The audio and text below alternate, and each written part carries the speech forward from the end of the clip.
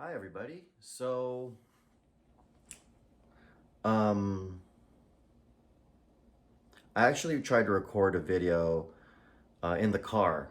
Um and I had a good stream of thought. I do well when I'm traveling and I'm sharing and talking. When it's just stationary when I'm at the desk vlogging, it's not the same. I mean, I could still do stream of consciousness, but it definitely doesn't have the confidence and the vigor of when I'm actually traveling and talking. Um, one of the benefits of when I'm on the go and I'm sharing thoughts is I'm not overthinking anything. I'm already focusing on one thing so that when I talk, it's just stream of consciousness. It's just whatever's venting out to the side. Anyways, to redo that video, I wanted to share about what I experienced earlier in the week with my esthetician. Her name is Faith. For those that don't know, an esthetician is someone that is predominantly around grooming and healthcare to some degree.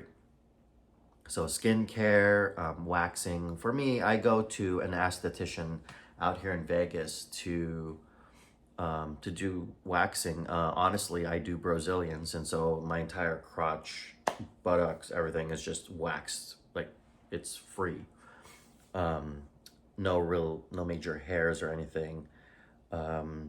And I do it just because. I mean, honestly, I'm sexually active here and there, but that's not really a big deal to me. But I just like keeping clean at this point. Um, it's like having myself groomed. Trimming is okay, but I don't know. I just got used to it. I've been doing it for like several years now. So, anyways, that's besides the point. And so, Faith, who is my esthetician for the last several years or several months, um, she we caught up. I told her that I had separated from my business associate or my situationship, and I told her that I was moving on, talking to more people, trying to help other people out with their businesses, and she was concerned. Um, she was sharing with me honestly how she really considered how cool I am. How she's one of the clients who she's really excited to talk to. Our waxing session is basically almost like a therapy session, and she enjoys talking to me. I think there's very few people who don't enjoy talking to me, and I appreciate that humbly. I don't think of I'll sometimes offer a sense of pride when it comes to me appreciating some of the strengths that I have in my character. But in all honesty, I don't consciously walk into a room knowing that I'm the big shot. Oftentimes, I come in as a learner, a beginner. I try to get to know people, try to learn, just try to evoke a sense of, sure, personal honesty, but at the same time, um, I don't try to. I don't try to fake it before I make it. I'm just genuinely myself, but I'm also genuinely curious. So whenever I do talk to someone, and I really have a genuine interest in getting to know them and the nuances and the details. And so with Faith, my esthetician, she she was concerned because she doesn't want to see me getting taken advantage of. And I look back on the history of people who have defended me from either people who are harassing me or people who are actually taking advantage of me. And I honestly will thank my family and friends for coming to my defense and showing their concern, because I will honestly say that it has helped guide me in better care. And especially now that I've gotten myself into a certain level of my career and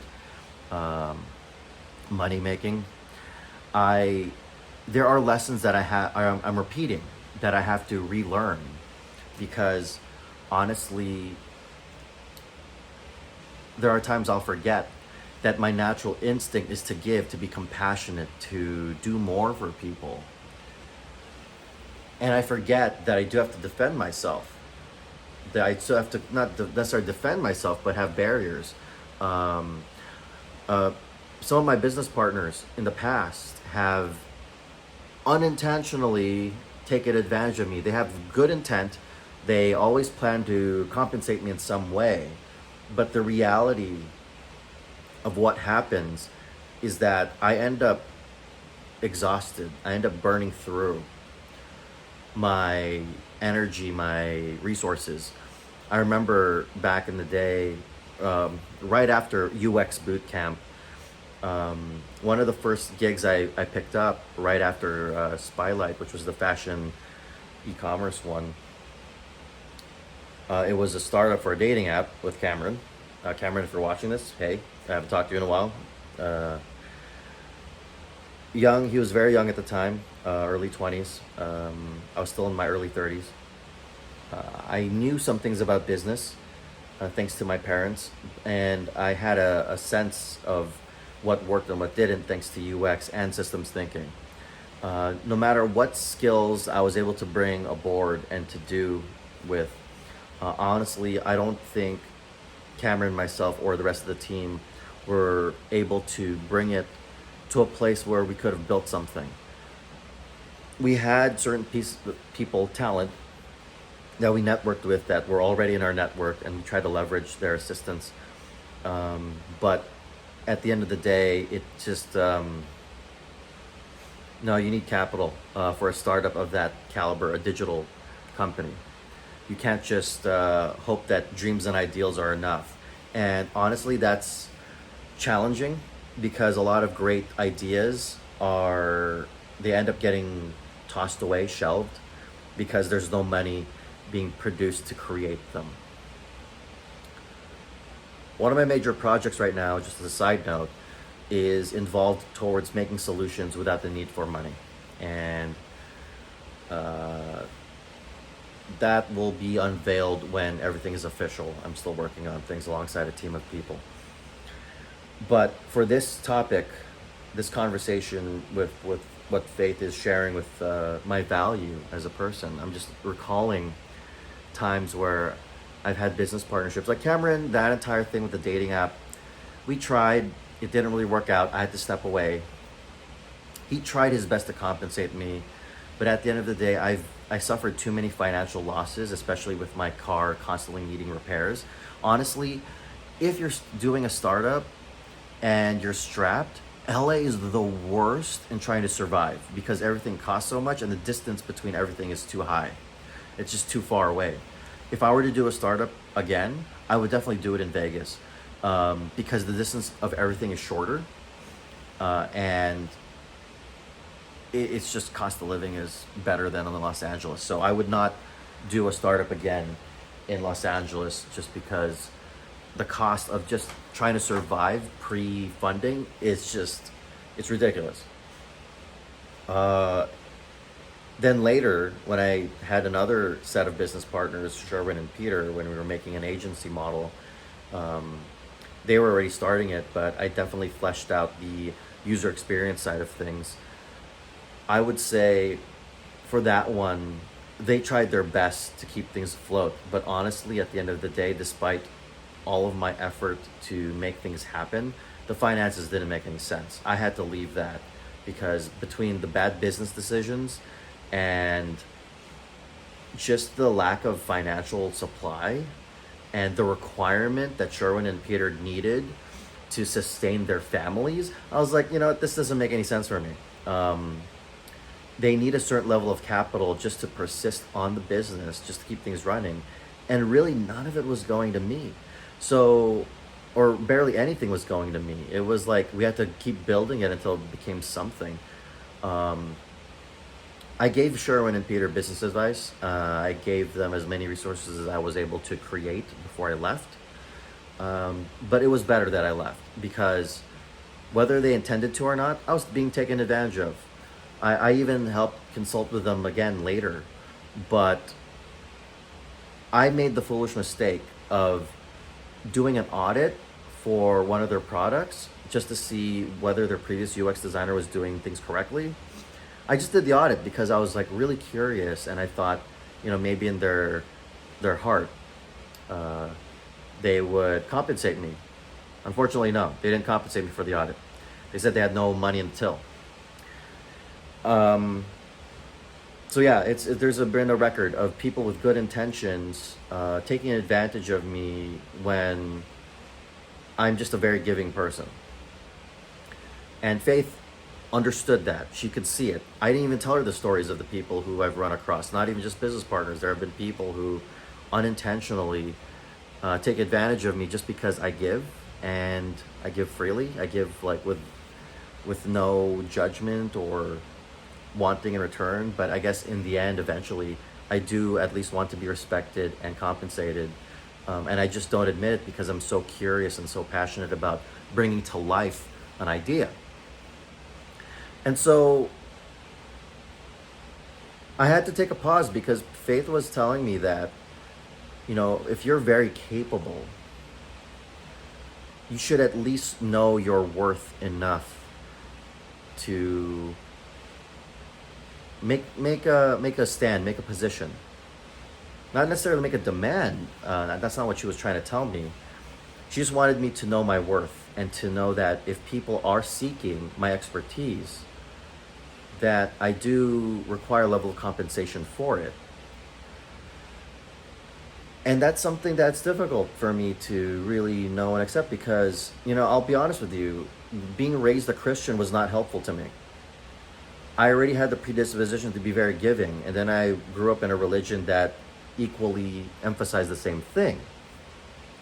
But for anyone and everyone that has grown up with some level of faith that had a component of being generous or giving or just being a happy giver, cheerful giver, we set ourselves up for sabotage because there are other people out there, well-meaning, that will take advantage of those who are cheerful and free givers. And that's not helpful. I spent so many years just letting things happen and not recognizing my own self-worth or the worth of everything that I've learned how to do. Because I am such a curious mind, I did learn how to do a lot of the things that I can do now, whether it's vlogging or just, recording, a lot of technical stuff. I am a jack of all trades and master of none, per se. And I honestly will admit, I don't view all of my skills as something to lord over people. It's just a means for me to fulfill a vision, to have an idea come to life. And I think that's why it's important for me to really just devote my time and myself to creating my own things. Yes, help others when I can and if it's asked of me, but not at the expense of things that I can do on a greater scale. Like, what is the point of me giving people business advice when I've not done it for myself? And it's not that because I haven't proven a lot of my business advice. It's because I have read books, I have watched people conduct business and make mistakes. And a lot of the insight that I provide, both from a managerial perspective or from a business perspective, a lot of business analysts, a lot of other business folks agree with me, and I agree with them with regards to successes and failures and compensating for losses. And I get it. I get it from a systemic level. I'm a systems thinker. I watch and I study systems like crypto, stock market, etc. All these things, anything that is a system, I'm very curious about, and I will at least delve in it to understand it enough that I can play with it.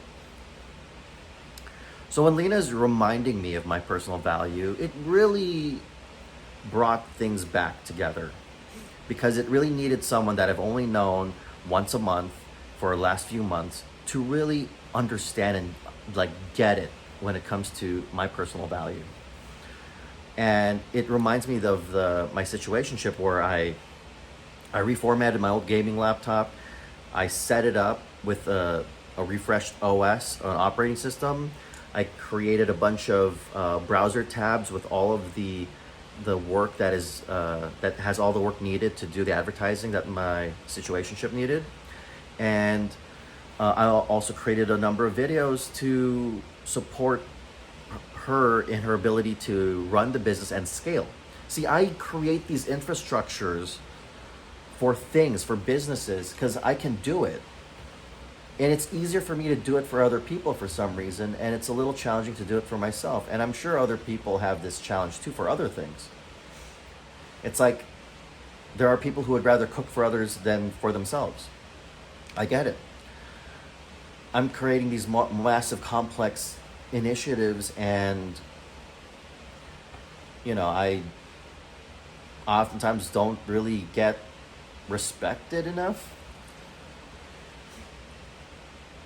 It's weird because it was almost like I wanted to record this note of Faith having faith in me and respecting me, and really hoping that I really appreciate my own strengths, but it's almost turning into a kind of a rant. So bear with me. I'm trying to get a grip of how I'm going to record this memory. I'm still going to upload this straight, and apologies for the extra layer of sound, because the area of Vegas is starting to get warm again. My house is automatically trying to lower the temperature in the evening, so that way I'll have a nice chilly sleep to enhance my relaxation. And during the day, there's really no air conditioning because my house moderates its temperature pretty well. I would say towards the end of this point, I really need to set boundaries. And if not boundaries, at least a fair exchange of service. So I can always help people out, set up things, do things, provide insight, whether from a podcast, vlog setup, tarot card reading setup, or even just auditing their entire process from a user experience perspective, or even auditing from a systems thinking perspective. I can do these things. And there are times where I feel like I can even do them beyond the norm, because how many people will ask for a systems thinking audit or systems audit? No one would really think of it. I mean, a user experience audit is just something that you look at a website or an app and be like, how can I make this better? I can do that. But then again, I can do that with everything. But then how do you compensate for that? How do you compensate someone who can do so many different things for that type of service? Well, I guess that's part of the negotiation. And that's something I don't do enough. I don't negotiate. And I need to do that more. Especially when it comes to me just freely giving out my insight or my analysis or the process of how I do things, getting people started. I don't know what shape that's going to take, really. I'm proposing that I would negotiate. I'm proposing that I'm going to set boundaries. But in the practice of doing it, I don't know. But we'll see. We will see. I don't want to keep doing this dance where I'm just frustrated and alone again, and getting involved with people who only see me as an asset, not so much as a person to be around, to get along with. I do have great friends that really see me for me and really appreciate me being around. And of course, there are some friends that I wish they knew me enough to know how beneficial it is for me to be around. But that's why you have various different sets of friends if you have the capacity. And fortunately, I do have various different cliques that appreciate me for various different reasons. But I'll end this video right now. I just wanted to share my thoughts, where I'm at right now. I haven't done any formal vlogs or tarot reading stuff just yet. But yeah, I just wanted to share that, you know, my esthetician really sees my value. She doesn't know me as much as many of you out there. And, you know, I definitely appreciate someone acknowledging it and being that external voice to remind me of who I am and how much I really need to protect myself from just other people just feeding off of me and just draining me. So that said, take care, everybody, and we'll probably hear from me sooner than later.